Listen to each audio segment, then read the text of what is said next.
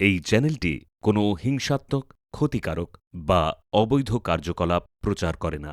এই চ্যানেলের সমস্ত তথ্য শুধুমাত্র শিক্ষামূলক উদ্দেশ্যে পরিবেশিত। আন্তর্জাতিক রাজনীতিতে ঘটে গেছে এক অভূতপূর্ব ও নজিরবিহীন ঘটনা। একটি স্বাধীন দেশের ক্ষমতাসীন রাষ্ট্রপতিকে তার নিজের সরকারি বাসভবন থেকে আটক করেছে অন্য একটি দেশের সেনাবাহিনী। এই সামরিক অভিযান পরিচালনা করেছে যুক্তরাষ্ট্র। অভিযানের নির্দেশ দেওয়া হয়েছে মার্কিন প্রেসিডেন্ট ডোনাল্ড ট্রাম্পের পক্ষ থেকে। ফ্লোরিডার মার আ লাগো ফার্ম হাউসে বসে তিনি সরাসরি পুরো অপারেশন পর্যবেক্ষণ করেন। টার্গেট ছিলেন ভেনেজুয়েলার রাষ্ট্রপতি নিকোলাস মাদুরো। অভিযানের কোডনেম অপারেশন অ্যাবসলিউট রিজলভ। মাত্র 5 ঘন্টার মধ্যেই উচ্চমাত্রার সামরিক অপারেশন সম্পন্ন করা হয়। আকাশ, স্থল ও সমুদ্র 3টি স্তরেই একসঙ্গে সক্রিয় ছিল মার্কিন বাহিনী।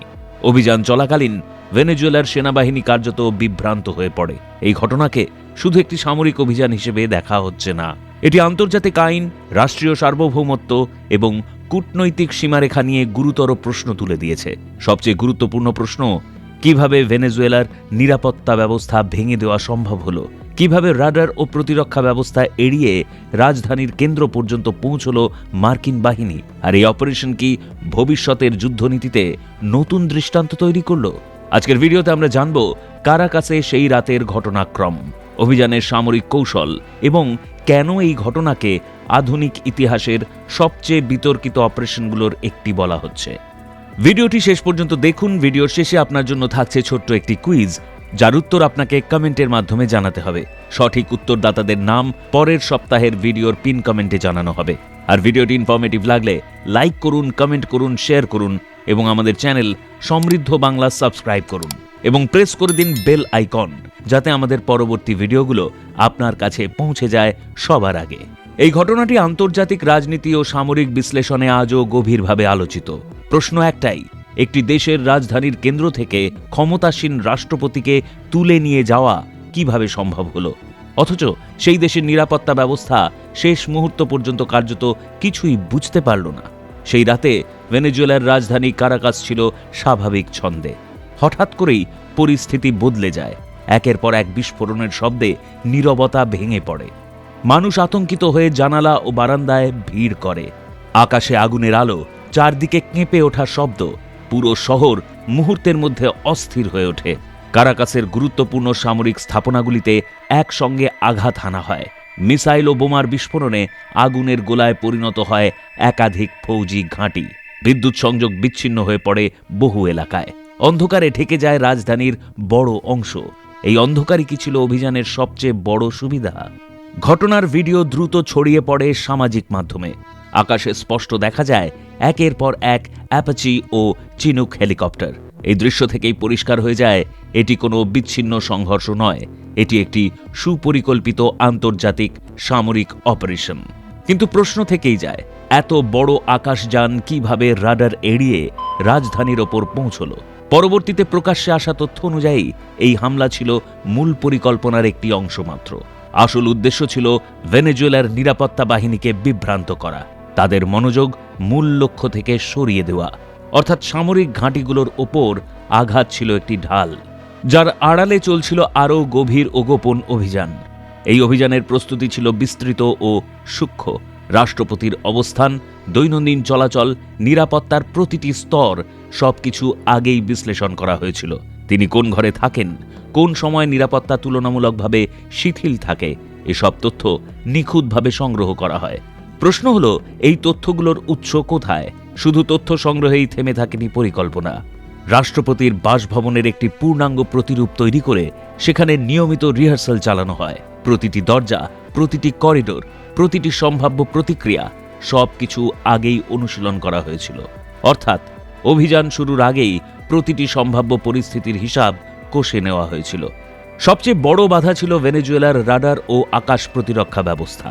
এই প্রতিরক্ষা ভেঙে রাজধানীর কেন্দ্র পর্যন্ত পৌঁছানো সহজ ছিল না। কিন্তু এখানেই ব্যবহার করা হয় একটি মনস্তাত্ত্বিক ও কৌশলগত পরিকল্পনা, যা পরে সবচেয়ে বড় ভুলে পরিণত হয় ভেনেজুয়েলার বাহিনীর জন্য। একটি ধারাবাহিক প্যাটার্ন তৈরি করা হয়েছিল।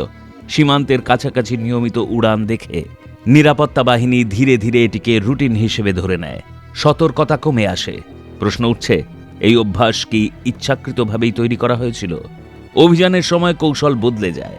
হেলিকপ্টারগুলো মাটির খুব কাছ দিয়ে উড়ে রাডার এড়িয়ে রাজধানীর দিকে এগিয়ে আসে। একই সঙ্গে শুরু হয় বিভ্রান্তিমূলক হামলা, যাতে সেনাবাহিনী মূল ঘাঁটিগুলোর দিকেই ব্যস্ত থাকে। এই মুহূর্তেই শুরু হয় আসল অভিযান। সমুদ্রপথে এগিয়ে আসে বিশেষ বাহিনী। লো অল্টিটিউড ফ্লাইটে তারা রাষ্ট্রপতির কম্পাউন্ডে প্রবেশ করে। স্টিল দরজা ভাঙতে সময় লাগে মাত্র কয়েক সেকেন্ড। নিরাপত্তা ব্যবস্থার একের পর এক স্তর ভেঙে পড়ে। প্রশ্ন উঠছে, এই নিরাপত্তা ব্যবস্থা কি আদৌ যথেষ্ট ছিল? রাষ্ট্রপতির নিরাপদ বাংকারে পৌঁছানোর চেষ্টা করলেও পরিস্থিতি দ্রুত নিয়ন্ত্রণের বাইরে চলে যায়। রাষ্ট্রপতি ও তাঁর স্ত্রীকে হেফাজতে নেওয়া হয়। নিরাপত্তা বাহিনী প্রতিরোধের চেষ্টা করলেও তা সফল হয়নি। পুরো প্রক্রিয়াটি ঘটে এমন দ্রুততায় যে স্থানীয় বাহিনী কার্যত প্রতিক্রিয়া জানানোর সুযোগই পায়নি। এরপর চিনুক হেলিকপ্টারে করে রাষ্ট্রপতিকে সরিয়ে নেওয়া হয়। চারপাশে পাহারা দেয় অ্যাপাচি হেলিকপ্টার। আকাশে সক্রিয় থাকে যুদ্ধবিমান ও ড্রোন। পুরো এয়ার করিডোর সুরক্ষিত রাখতে সমন্বিত আকাশ প্রতিরক্ষা মোতায়েন করা হয়। এই সমন্বয়ের মধ্য দিয়েই রাষ্ট্রপতিকে বহনকারী হেলিকপ্টার নিরাপদে এলাকা ছাড়ে। হামলা চলাকালীন ভেনেজুয়েলার বাহিনী ধরে নেয় এটি একটি পূর্ণাঙ্গ সামরিক আক্রমণ। এই ভুল ধারণাই তাদের সবচেয়ে বড় দুর্বলতায় পরিণত হয়। অপারেশন শেষ হওয়ার পর ধীরে ধীরে পরিষ্কার হয় আসল চিত্র। রাষ্ট্রপতি তখন আর নিজের দেশে ছিলেন না। এই ঘটনা একটি বড় প্রশ্ন তুলে ধরে, রাষ্ট্রীয় সার্বভৌমত্ব কতটা নিরাপদ? আধুনিক যুদ্ধে তথ্য, কৌশল ও শক্তির সমন্বয় কতটা নির্ণায়ক? ভবিষ্যতে কি এমন অভিযান আরও স্বাভাবিক হয়ে উঠবে? আপনার মতামত আমাদের কমেন্টে জানান। এবার রয়েছে আপনার জন্য ছোট্ট একটি কুইজ, যার উত্তর আপনাকে কমেন্টের মাধ্যমে জানাতে হবে।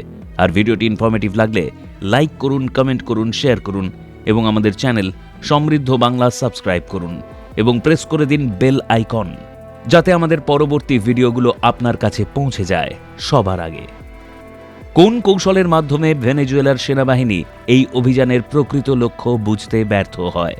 এ, সরাসরি স্থল আক্রমণ, বি, নিয়মিত উড়ানের মাধ্যমে বিভ্রান্তিকরণ কৌশল এবং সি, সাইবার হামলার মাধ্যমে যোগাযোগ বিচ্ছিন্ন করা। রাষ্ট্রপতির কম্পাউন্ডে প্রবেশের সময় কোন কৌশলটি সবচেয়ে কার্যকর প্রমাণিত হয়?